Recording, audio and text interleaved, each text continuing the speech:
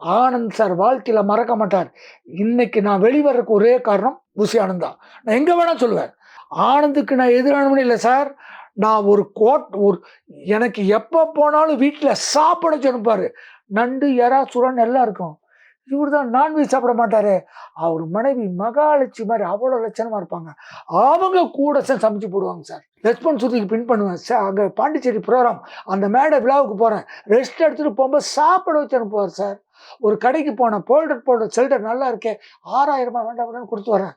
என்னை கூப்பிட்டு அந்த செல்லை வாங்கி சார் எனக்கு வேண்டாம் வாங்கிக்கோ சார், வாங்கிக்க ரவி அப்படின்னு அப்படி வாங்கி கொடுப்பாரு. ஒரு கடையில் பேசிட்டு இருக்கும்போது தினம் மாலை மலர் பேப்பர் வாங்கிட்டு படித்தேன். என்ன ரவிராஜா பேப்பர் படிக்கிறேன்? ஆமாம் சார், இப்படி தான் வாங்கினேன். படித்தேன். 10 நிமிஷம் கடைக்கார ஓடி வந்து, தம்பி மன்னிச்சுக்குங்க, இந்தாங்க 2 ரூபாங்கிறான். அன்னைக்கு மாலை மலர் 2 ரூபாய் உணர்வு. என்ன சார் ஆனந்த் சார் எப்படி நீ காசு திட்டாரு. இவ்வளவு செல்வாக்கா இருக்கிறார். என் மேல அவருக்கு மரியாதை பாருங்க. ஒரு பேப்பர் வாங்கினதை கொண்டே கடைக்காரரை திட்டிட்டு வந்து காசை திருப்பி கொடுக்குறாரு. வெறும் 2 ரூபாய. இதை விட கொடுமைன்னு தெரியுங்களா? ஆனந்த் சார் வாழ்க்கையில மறக்க மாட்டார். இன்னைக்கு நான் வெளிவரக்கு ஒரே காரணம் புசி ஆனந்த் தான். நான் எங்க வேணா சொல்லுவேன். அவருக்கு நான் துரோகம் பண்ணல, லஞ்சம் வாங்கல, பாலியல் குற்றச்சாட்டு பேர் கிடையாது. உங்களை மரியாதையை தானே வச்சிருக்காரு. வச்சிருந்தாரு, என்னை தூக்கிட்டாரே.